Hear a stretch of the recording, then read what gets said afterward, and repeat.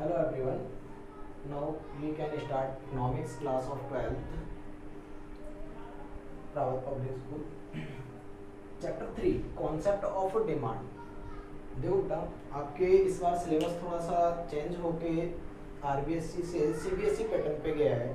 CBSE pattern गया है, इसका मतलब कि भाई आपके से पहले आपके आरबीएससी की बुक्स आ रही थी, अब आपके एनसीईआरटी की बुक्स आएंगी. एनसीईआरटी की बुक्स आने का मतलब ये नहीं कि डरने की जरूरत है, ये हो जाएगा वो हो जाएगा, नहीं, ऐसा कुछ नहीं है. यहाँ सिर्फ आपका कॉन्सेप्ट वही रहने वाले हैं, थोड़ा बहुत चेंजेस होता है. तो कुछ आपके कॉन्सेप्ट्स जो सिमिलर हैं, जो चेंजेस नहीं होते हैं, उनमें से एक कॉन्सेप्ट है आपका कॉन्सेप्ट ऑफ डिमांड. ये कॉन्सेप्ट ऑफ डिमांड है क्या? सबसे पहले जिसे हिंदी में एक चैप्टर दिया हुआ है मांग की अवधारणा. यानी मांग की अवधारणा क्या कहती है? सबसे पहले तो हम बात करते हैं कि मांग क्या होती है. What is demand? यानी that means demand is a effective desires which can be fulfilled by the available resources. That means कि भाई डिमांड एक ऐसा इफेक्टिव डिजायर है या ऐसी वांट्स है बेटा जिसे हम हमारे पास उपलब्ध रिसोर्सेज के माध्यम से पूरा करते हैं. अब उपलब्ध रिसोर्सेज के माध्यम से पूरा करते हैं, इसका मतलब होता क्या है कि भाई सबसे बड़ी बात कि इकोनॉमी में इकोनॉमिक में कि भाई जितनी भी आपके human wants are unlimited and resources are limited. कि भाई जितनी भी आपकी वांट्स है वो तो अनलिमिटेड है, बट उनको फुलफिल करने के हमारे पास जो रिसोर्सेज हैं वो लिमिटेड होते हैं. इस केस में अब होगा क्या कि भाई इस केस में सारी की सारी जितनी भी हमारी वांट्स हैं उनको हम फुलफिल नहीं कर सकते. तो जो इफेक्टिव होती है, इफेक्टिव का मतलब जिनकी नीड प्रायोरिटी ज्यादा होती है, हम उन्हें सबसे पहले फुलफिल करते हैं. और उन्हें फुलफिल करने के लिए क्या करना पड़ता है कि भाई सबसे बड़ी बात कि रिसोर्सेज हमारे पास जो अवेलेबल है हम उन्हें खर्च करें. तो सबसे पहली बात हम बात करते हैं कि क्या सारे के सारे जितने भी डिजायर्स वांट्स है वो आपके डिमांड में कन्वर्ट हो सकती है? नहीं, तो ऐसा पॉसिबल नहीं है. क्यों? क्योंकि जब आपकी जो वांट्स है वो अनलिमिटेड है, हम सुबह उठते हैं तब से दिन भर बहुत सारी चीजें सोचते हैं, बट सारी की सारी फुलफिल नहीं हो सकती. क्यों नहीं हो सकती? क्योंकि हमारे पास रिसोर्सेज नहीं हो सकते.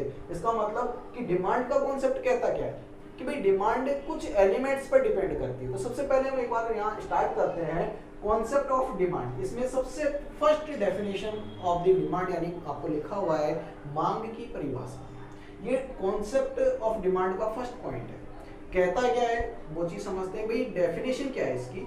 तो देखो, it refers to a quantity that a consumer is willing to purchase at different possible prices at a particular time. यानी एक ऐसा कोई भी पर्टिकुलर टाइम जिस पर डिफरेंट पॉसिबल प्राइसेस पर एक कोई भी कंज्यूमर किसी भी गुड्स की क्वांटिटीज को परचेज करने के लिए रेडी होता है. अब क्वांटिटीज को परचेज करने के लिए रेडी होता है, बट किस पर? डिफरेंट पॉसिबल प्राइसेस पर, जो हिंदी में हमने लिखा है. भाई मांग की परिभाषा यानी मांग से तात्पर्य वस्तु की उस मात्रा से है जिसे एक क्रेता विभिन्न कीमतों पर एक निश्चित समय में खरीदने हेतु तैयार होता है. यानी एक क्रेता या कंज्यूमर होता कौन है? सबसे पहले कि जो किसी भी गुड्स का कंजप्शन करता है यानी यूटिलाइज करे. कोई भी चीज हम खरीद के लाते हैं, अगर हम उसे कंजप्शन करते हैं, उसको प्रयोग करते हैं, तो वी आर ए कंज्यूमर, यानी हम एक कंज्यूमर हैं.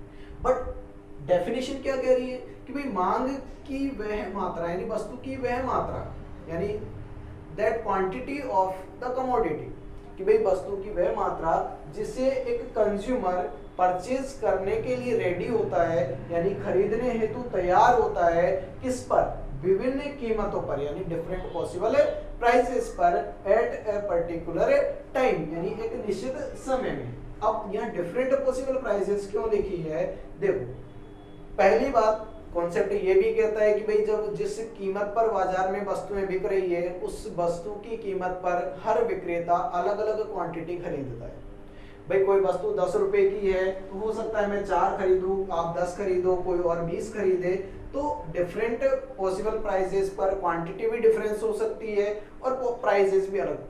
भाई जैसे मैं मेरी बात करूं तो 5 रुपए रहती है किसी भी गुड्स की डिमांड प्राइस, तो मैं 10 क्वांटिटी परचेज करता हूं. और अगर प्राइस इंक्रीज होकर 10 रुपए हो जाए तो मैं उसकी क्वांटिटी 5 परचेज करने लग जाता हूँ.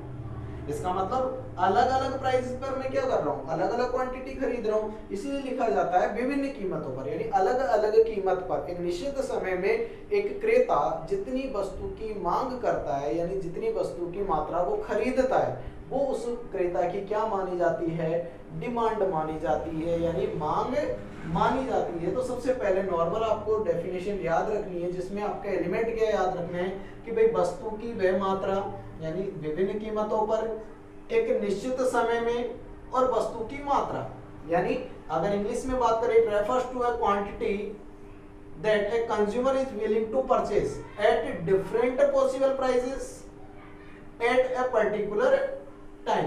ये चीजें आपको याद रखनी है थोड़ी सी, इनमें आपको चेंजेस नहीं करने हैं। कहने का मतलब कि भाई आपकी ऐसी क्वांटिटी जिसे एक कंज्यूमर डिफरेंट पॉसिबल प्राइसेस पर पर्टिकुलर टाइम में, यानी विभिन्न कीमतों पर एक निश्चित समय में खरीदने को तैयार अगर कोई हो जाता है, तो वो उसकी क्या मानी जाती है, मांग मानी जाती है। अब आपको कि सर खरीदने को तैयार होने का मतलब क्या है?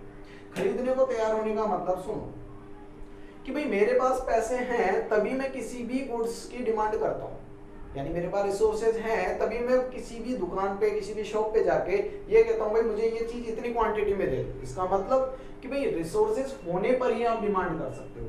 अब ऐसा क्यों होता है? तो उसका रीजन कि उसके रीजन है कि हमारे पास कुछ एलिमेंट्स है बेटा, यानी कुछ कारक होते हैं जो मांग को निर्धारित करते हैं, यानी कि भाई जो डिजायर है वो आपके, या जो वांट्स हैं वो आपके कब डिमांड में कन्वर्ट हो सकते हैं, यानी डिमांड में कब कन्वर्ट होते हैं और वो डिमांड बनती कैसे है, उसके कुछ पॉइंट्स हमने यहाँ लिखे हैं। सबसे पहला है डिजायर्स और वांट्स, जिसे कहा जाता है वस्तु प्राप्ति की इच्छा। वस्तु प्राप्ति की इच्छा का मतलब कि भाई किसी भी डिजायर्स और वांट्स का आपका ये होना जरूरी है कि भाई आप उस वस्तु को खरीदें। Second case money and resources. ये क्या पॉइंट है? मनी और रिसोर्सेस ये कहता है कि भाई जब आपके पास डिजायर्स और वांट्स होती है वो अनलिमिटेड है, बट सारी की सारी पूरी नहीं कर सकते, तो उनमें से कौन कौन सी पूरी कर सकते हैं? उनमें से केवल वो डिजायर्स और वांट्स पूरी हो सकती है जो इफेक्टिव होती है, या जिनके लिए हमारे पास रिसोर्सेस अवेलेबल होते हैं। तो सबसे पहली बात तो आपके पास में बहुत सारी डिमांड, डिजायर्स, वांट्स, यानी वस्तु प्राप्ति की इच्छाएं होती है जो दिन भर हमारे माइंड में चलती रहती है। हमें ये पूरे करना है, ये खरीदना है, वो खरीदना है, यहाँ जाना है, वहाँ जाना है, ये सारी चीजें। ठीक है, चलो मान लेते हैं डिजायर्स और वांट्स भी हैं, उनके लिए सबसे बड़ा एलिमेंट होता है रिसोर्सेज। रिसोर्सेज यहाँ किसको माना है इकोनॉमिक्स में? वो माना है हमने मनी को। क्यों? क्योंकि यहाँ पैसा ही एक ऐसी चीज है इकोनॉमिक्स में जो आपकी सारी की सारी डिजायर्स और वांट्स को फुलफिल करता है। इसका मतलब आपके पास डिजायर्स और वांट्स के साथ में दूसरी चीज क्या होनी चाहिए? आपके पास मनी और रिसोर्सेज होने चाहिए। अगर मनी और रिसोर्सेज नहीं है तो आप डिजायर और वांट्स को फुलफिल नहीं कर सकते। चलो मान लेते हैं दो चीजें हमारे पास हैं, डिजायर्स भी हैं, यानी हम कुछ चीज खरीदना भी चाहते हैं, और हमारे पास मनी और रिसोर्सेज भी हैं। चलो मान लिया। थर्ड केस कौन सा आता है? थर्ड केस कहता है कि विलिंगनेस टू स्पेंड, यानी खर्च करने की तत्परता। ये सबसे बड़ा पॉइंट। कैसे? कि भाई आपके पास में आप कुछ चीज खरीदना भी चाहते हो, यानी आपके पास में विलिंगनेस, डिजायर्स, वांट्स ये सब भी हैं, आपके पास में मनी और रिसोर्सेज भी हैं, बट थर्ड केस क्या है कि आप पैसे खर्च नहीं करना चाहते। अब भैया अगर आप कोई संसाधन खर्च नहीं करोगे तो आप डिमांड नहीं कर सकते। भाई जैसे हम कोई शॉप पे जाते हैं और वहां जाके हम कोई चीज की डिमांड, यानी कोई चीज कब मांगते हैं? जब हम पैसे खर्च करने को तैयार होते हैं। बट अगर हम पैसे खर्च करने को तैयार ही नहीं है तो क्या किसी दुकान पे, किसी भी शॉप पे, कहीं मार्केट में जाके कोई गुड्स खरीदने के लिए मांगेंगे? नहीं मांगेंगे। इसका मतलब कि भाई आपके पास रिसोर्सेज हैं, वांट्स भी हैं, और आपके पास में विलिंगनेस टू स्पेंड भी है, यानी आप खर्च करना भी चाहते हो, तब जाके वो चीज आपके पास क्या होगी?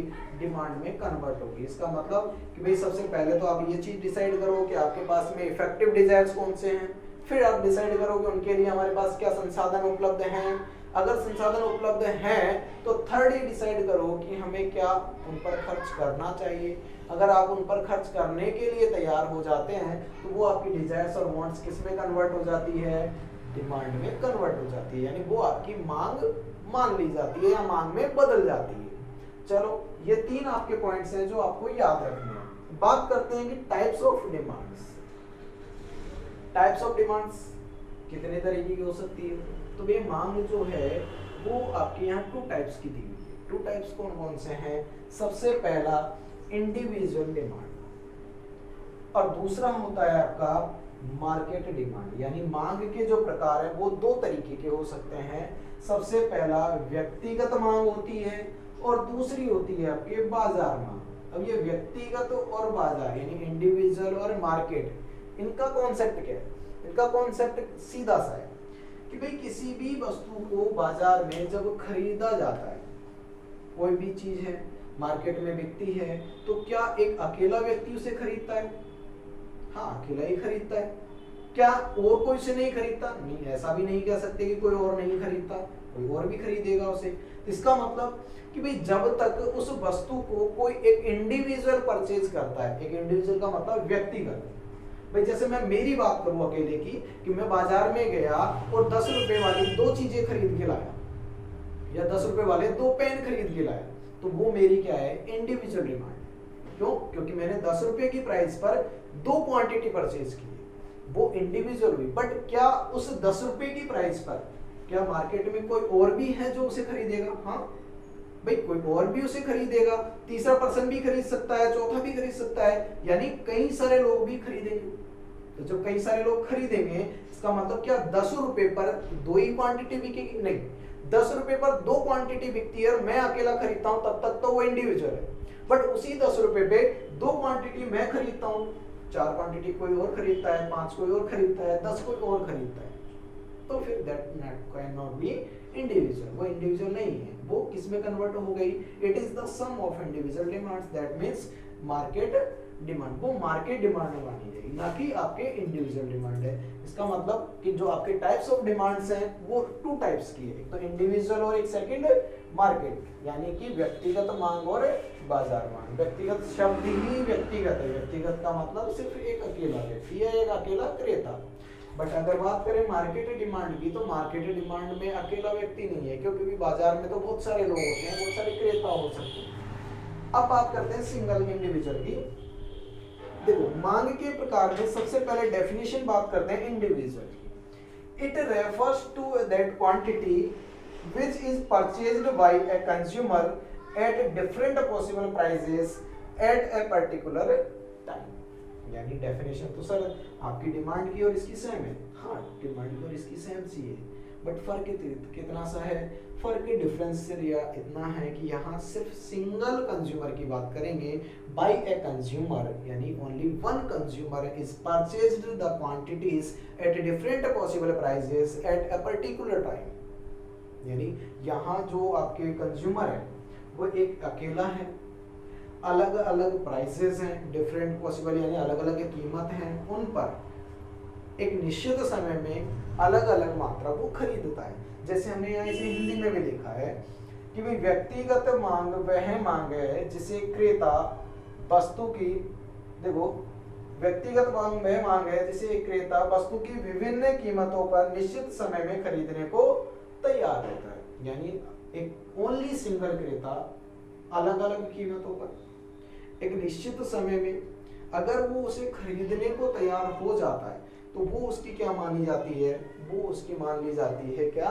Individual demand. अब एक चीज सुनो, इंडिविजुअल और मार्केट, मार्केट उसका सम होता है, सम का मतलब टोटल।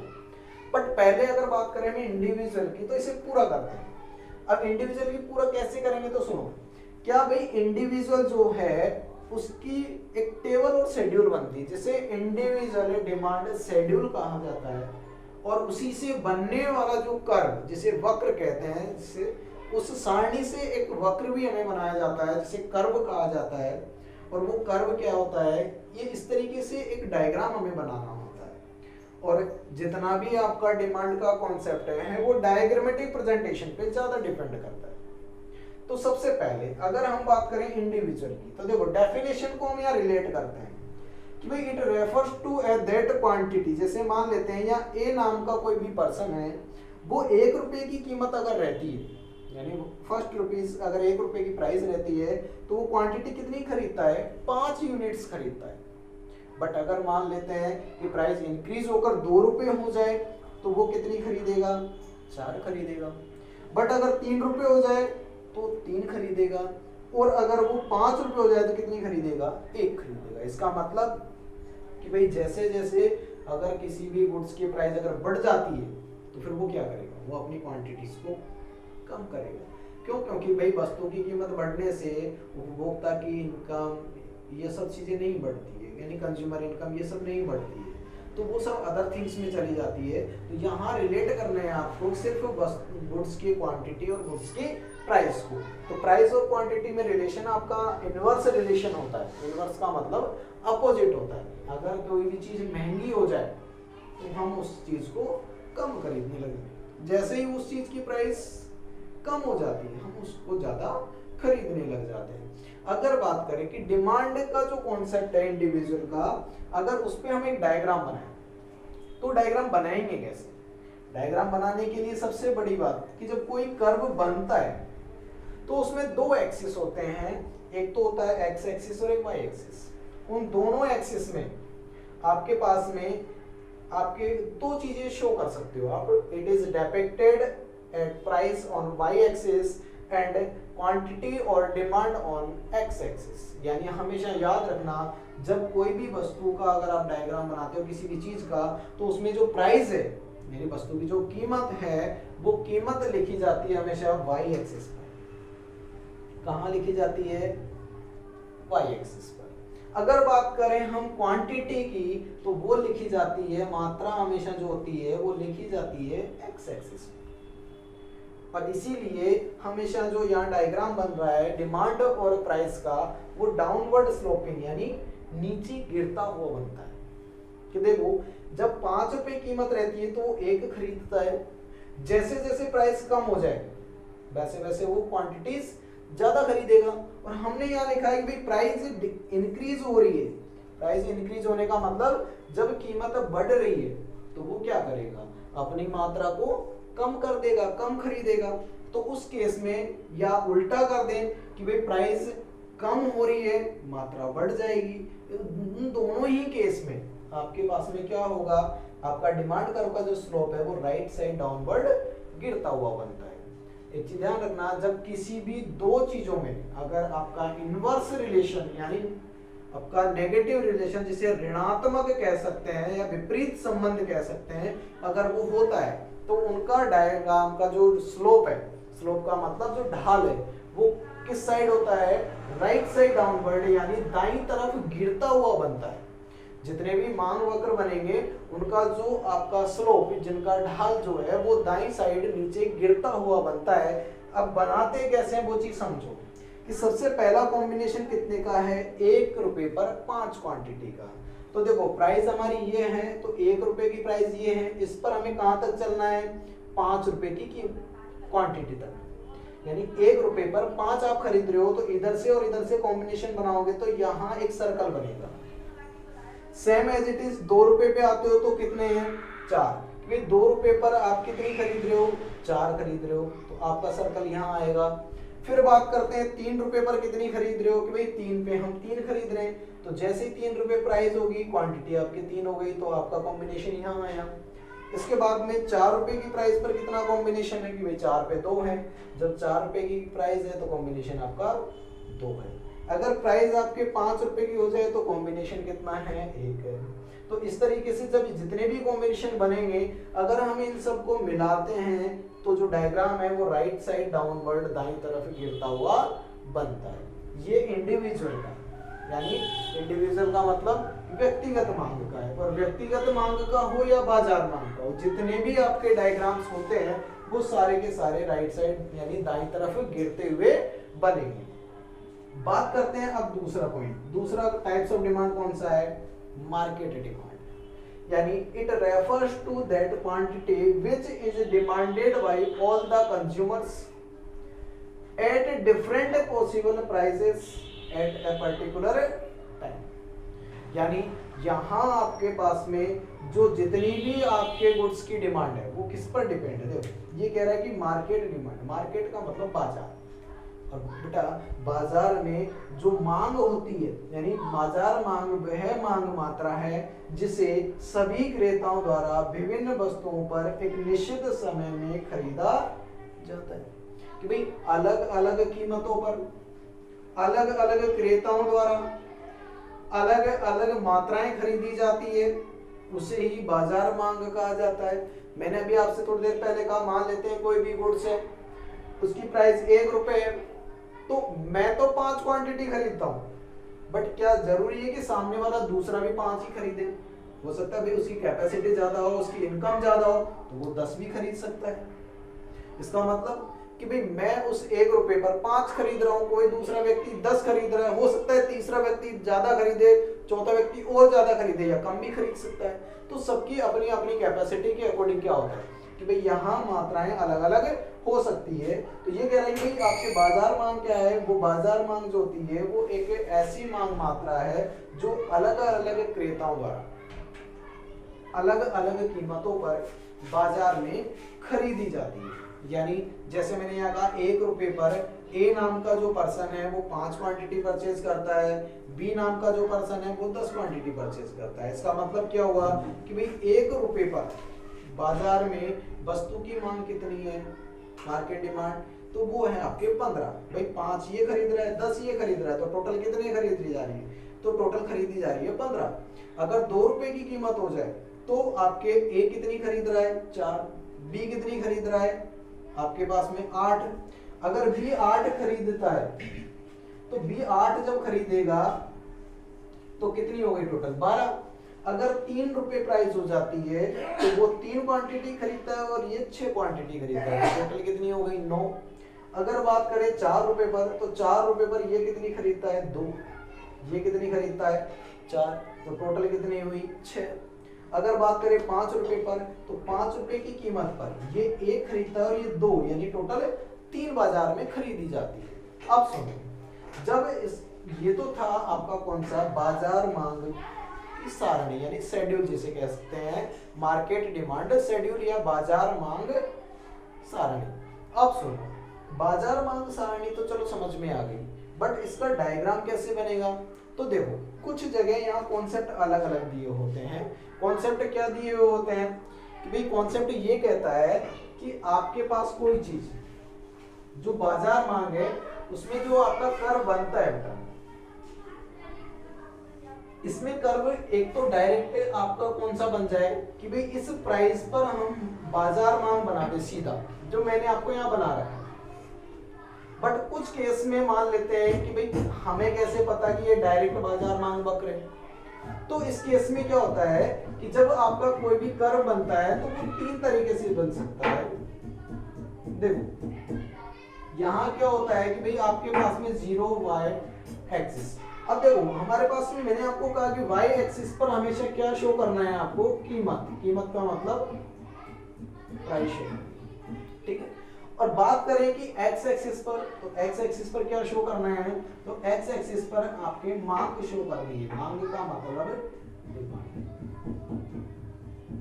अब एक चीज समझो कि भाई यहाँ डायग्राम बनाएंगे कैसे सर? स्केल क्या है? तो देखो अगर मैं इस पे डायरेक्ट मार्केट डिमांड बना देता हूं तब तो देखो 1 रुपए की कीमत पर 15 है, तो 1 रुपए जैसी मेरी प्राइस है तो टोटल कितना हो गया? 15। अब मैंने स्केल कैसे लिया? तो मैंने स्केल लिया कि इस पर तो 1 का डिफरेंस है, तो मैंने इस पर 1 का डिफरेंस लिया। बट बात करें कि यहाँ आपके y एक्सिस पर जो x एक्सिस है उस पर क्वांटिटी शो करनी है, क्वांटिटी मैक्सिमम कितनी है? 15। तो क्या इनके बीच में जो डिफरेंस है वो कितने का है? सब में 3 का डिफरेंस है। देखो 3, 6, 9, 12 और 15, 3 का डिफरेंस नीचे ले लेते हैं, यानी 1 सेंटीमीटर इज इक्वल टू 3 आपको यहाँ लेना है। तो जैसे मैंने देखो 0 से 3 लिया, 6 लिया, 9, 12 और 15। अगर बात करें 1 रुपए पर कितनी है? तो भाई 1 रुपए पर 15 है। 2 रुपए पर कितनी है? कि 12 है। 3 रुपए पर कितनी है? कि भाई आपके पास में 9 है। और 4 रुपए पर कितनी है? 4 रुपए पर हमारे पास में 6 है।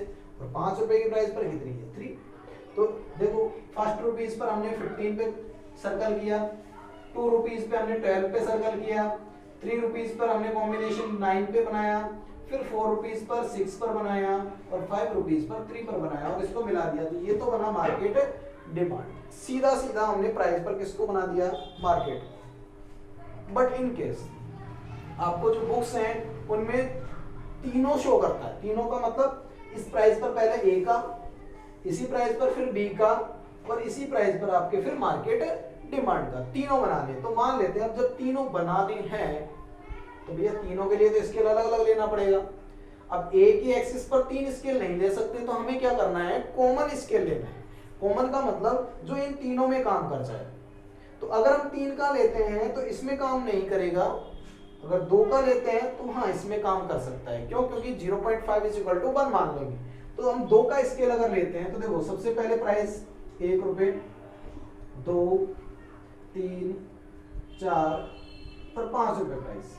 अगर हम क्वांटिटी की बात करें तो 2, 4, 6, 8, 10, 12, 14 और 16। क्यों? क्योंकि मैक्सिमम हमें कितनी लेनी है कि भाई मैक्सिमम हमारे पास 15 है, इससे मैक्सिमम लेनी नहीं है। तो 15 मैक्सिमम है, इसका मतलब 15 या 16 तक हमें स्केल लेना है। अब सबसे पहले हम किस पर किसको बनाएं कि भाई इस प्राइस पर पहले इस ए वाले जो पर्सन है, यानी ए नाम का जो क्रेता है, उसकी डिमांड का बनाते हैं। तो भैया उसकी डिमांड कितनी है कि 1 रुपए पर कितनी खरीदता है ये, 5। तो भैया 1 रुपए ये है, 5 कहाँ आएगा कि भाई ये 4 है और ये 6 है, क्या इन दोनों के बीच में आएगा? हाँ। तो सर इन दोनों के बीच में अगर इसको हम बनाते हैं तो 5 यहाँ आएगा, ना तो 4 पे ना 6 पे, इन दोनों के बीच में सर्कल आएगा। अगर बात करते हैं 2 रुपए पर कितनी है कि भाई 2 रुपए पर 4 है सर, तो 2 रुपए पे ये 4 आपके पास यहाँ मैच करना है आपको इस तरीके से। फिर कि भाई 3 रुपए पर कितना है कि भाई 3 रुपए पर 3 है, तो 3 रुपए पर 3 इन दोनों के बीच में आएगा। हाँ सर इन दोनों के बीच में आएगा, चलो ले लेते हैं, ये लो 3 पे 3 हो गया।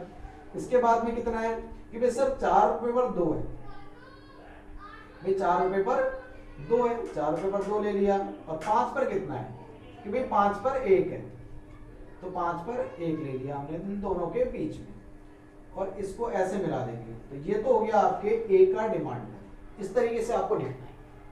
अगर बात करें इसी पर सेम डिमांड या सेम प्राइस पर बी का डिमांड कर क्या कहता है, तो भैया बी कितने खरीदता है बेटा कि भाई 1 रुपए अगर प्राइस रहती है तो वो 10 खरीदता है। चलो मान लेते हैं 1 रुपए पर कितनी खरीद रहा है कि 10 खरीद रहा है, ये यहाँ आएगा। 2 रुपए पर कितनी खरीद रहा है कि भाई 2 रुपए पर 8 खरीद रहा है, ये भी समझ में आ गया। 3 रुपए पर कितनी खरीद रहा है कि भाई 3 रुपए पर खरीद रहा है आपके ये 6।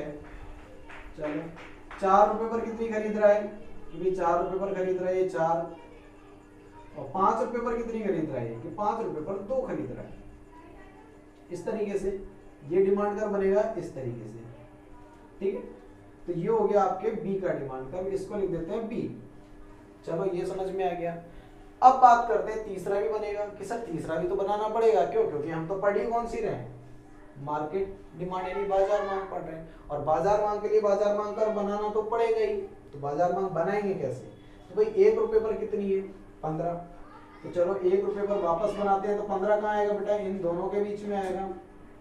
ये हो गया 1 रुपए पर 15। 2 रुपए पर कितना है कि भाई 2 रुपए पर हमारे पास में 12 है, तो ये 2 रुपए पर हम आगे चलते हैं, इसको तो कहाँ तक लेके जाना है, 12 तक लेके जाना है, ठीक है। फिर 3 रुपए पर कितना लेके जाना है कि सब 3 रुपए पर 9 तक लेके जाना है, तो ये 3 रुपए पर 9 तक ले आए। फिर 4 रुपए पर कितने लेके जाना है कि सब 4 रुपए पर 6 लेके जाना है, ये लो 6 लेके गए। फिर बाद में कि सर कितना लेके जाना है कि 3 लेके जाना है भाई, तो ये 3 लेके चले गए। अब जब 3 लेके चले गए तो इनको मिला देते हैं आपस में, ये लो, ये हो गया आपके पास में मार्केट डिमांड यानी MD। इस तरीके से आपको डायग्राम बनाना होता है। काफी बार क्या होता है कि भाई आपके पास में जो डायग्राम पूछा जाता है वो मार्केट, देखो अब इसमें से क्वेश्चंस जो अभी जो एग्जाम में जो बच्चे बैठेंगे उनसे रिलेटेड कुछ चीजें हम अब यहाँ बात करते हैं कि भाई उनसे रिलेटेड ये कि क्वेश्चंस वो कैसे कैसे पूछ सकता है। तो सबसे पहले आपसे नॉर्मल क्वेश्चन पूछता है वो कि भाई डिफाइन द डिमांड यानी डिमांड की डेफिनेशंस क्या है। सेकंड पूछेगा आपसे कौन सा कि भाई आपके पास में मांग, जैसे हिंदी मीडियम वालों से पूछ लिया कि भाई मांग किसे कहते हैं, मांग की परिभाषा क्या है यानी डेफिनेशन ऑफ डिमांड क्या है। अगर ये नहीं पूछता तो वो 1 नंबर में क्वेश्चन आपसे पुटअप करता है एलिमेंट्स ऑफ डिमांड, यानी मांग के निर्धारक कारक या मांग के कारक कौन से बने। तो मांग के कारक हमारे यहाँ कौन से हैं कि भाई डिजायर और वांट्स होती हैं, ठीक है। मनी एंड रिसोर्सेज हो सकते हैं, हाँ सब, यानी वस्तु प्राप्ति की इच्छा, उपलब्ध संसाधन। तीसरा हो सकता है आपका willingness to spend. Willingness to spend का मतलब जो संसाधन हमारे पास हैं, यानी जो पैसा है हमारे पास, हम अपनी मांग को पूरा करने के लिए उसे खर्च करने के लिए तैयार हैं। तो 3 केस आपसे ये पूछ सकता है। एक डेफिनेशन आपसे पूछ सकता है कि भाई टाइप्स ऑफ डिमांड कितने टाइप्स की होती है।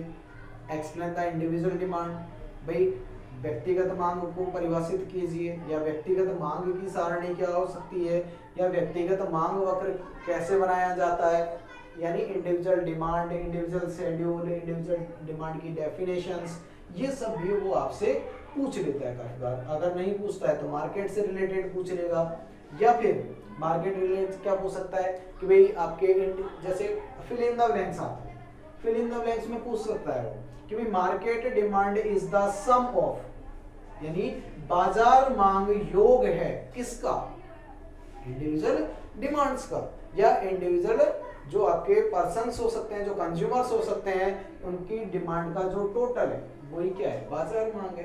तो यहाँ क्वेश्चंस को कैसे भी वो तोड़ मरोड़ के आपसे पूछे, आपको सिर्फ कॉन्सेप्ट याद रखना है कि भाई जो मार्केट डिमांड है वो मार्केट डिमांड है क्या, कि भाई market demand by all the consumers, यानी जितने भी आपके बाजार में कंज्यूमर्स होते हैं, वो जितनी भी डिमांड करते हैं, वो सब की सब क्या मानी जाती है, वो बाजार मांग मानी जाती है। इसका मतलब कि अगर वो उल्टा पूछ ले कि भाई बाजार मांग किसका टोटल है, किसका सम है, तो वो इंडिविजुअल डिमांड्स का सम होता है। क्यों? क्योंकि मैंने अभी आपको देखो ए और बी इन दोनों का टोटल किया, तभी हमारे पास क्या निकल के आया, बाजार मांग निकल के आई। इसका मतलब कि भाई जो मार्केट डिमांड है वो किन का सम है, इन दोनों का सम, ठीक है। तो इस तरीके से आपसे क्वेश्चन पूछ सकता है। आपसे इन केस पूछ ले कि भाई जो हमारे मांग वक्र होते हैं, मांग वक्र का मतलब जितने भी हमारे डिमांड कर्व हैं उनका स्लोप, स्लोप का मतलब ढाल कैसा होता है। तो ढाल कैसा होना चाहिए, ढाल होता है बेटा आपके राइट साइड डाउनवर्ड, यानी दाईं तरफ गिरता हुआ। ये दाईं तरफ गिरता हुआ का मतलब क्या है, तो सुनो, दाईं तरफ गिरता हुआ का मतलब होता है कि जब किसी भी आपके कर्व में आपके दोनों एक्सिस पर उपस्थित जो चीजें हैं, जो डिपिक्टेड आपने किया है एक्स और वाई एक्सिस पर, जैसे यहाँ प्राइस और क्वांटिटी या डिमांड को हमने जब डिपिक्ट किया या उस पर निर्धारित या उपस्थित किया, तो उन दोनों में जो रिलेशन है, यानी उन दोनों में जो संबंध है वो कौन सा है, विपरीत है। विपरीत का मतलब इनवर्स, नेगेटिव जिसे कह सकते हैं। नेगेटिव का मतलब, नेगेटिव हम कहते हैं ना कि भाई तेरी पॉजिटिव थिंकिंग है कि तेरी नेगेटिव है। पॉजिटिव का मतलब सेम सोचने वाले को, नेगेटिव का मतलब अपोजिट सोचने वाले को। और नेगेटिव रिलेशन का मतलब भी क्या हुआ कि भैया एक भाई साहब इधर जा रहे हैं, दूसरे भाई साहब इधर जा रहे हैं, तो दोनों अपोजिट डायरेक्शन में, तो दोनों अपोजिट डायरेक्शन में होते हैं, तो वहाँ आपका रिलेशन जो होता है वो कौन सा होता है, नेगेटिव होता है। इसका मतलब जब आपका इनवर्स अगर रिलेशनशिप है तो वहाँ आपका जितना भी कर्व है उसका स्लोप कैसा होगा, राइट साइड डाउनवर्ड होता है। इसके जो डायग्राम्स जो बनते हैं वो अलग अलग बन सकते हैं, चाहे आप ऐसे बनाओ या ऐसे बनाओ। उसमें क्या हो सकता है कि भाई उसमें सबसे बड़ी प्रॉब्लम क्या है कि भाई आपको रिलेशन का ध्यान रखना है। रिलेशन का मतलब काफी बार बच्चे क्या करते हैं, पॉजिटिव बना देते हैं। पॉजिटिव का मतलब ऊपर की साइड बना देते हैं। वो क्यों बना देते हैं कि भाई उनका जो प्राइस और डिमांड है उसमें रिलेशन क्या हो जाता है, पॉजिटिव हो जाता है। पॉजिटिव का मतलब दोनों या तो इंक्रीज होंगे या दोनों ही डिक्रीज होंगे।